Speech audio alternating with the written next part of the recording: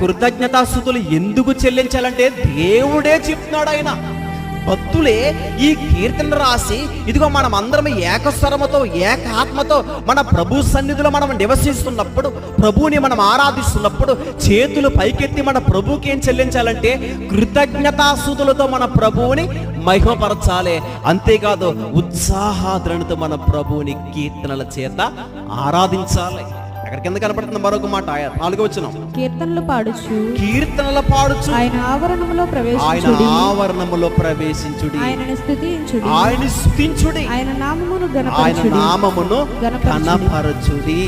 సరే చూడండి, ఆయన నామాన్ని ఏం చెయ్యాలి? ఘనపరచాలి. ఇప్పుడు ఆయన నామాన్ని ఎవరు ఘనపరుస్తారు? ఎవరు? మనమే. దేవుడు ఈ భూమి మీద మనల్ని ఎందుకు ఆయన కలగజేసుకున్నాడో, ఎందుకు మనల్ని ఏర్పాటు చేసుకున్నాడంటే మనమందరము దేవుణ్ణి మహిమపరచడానికి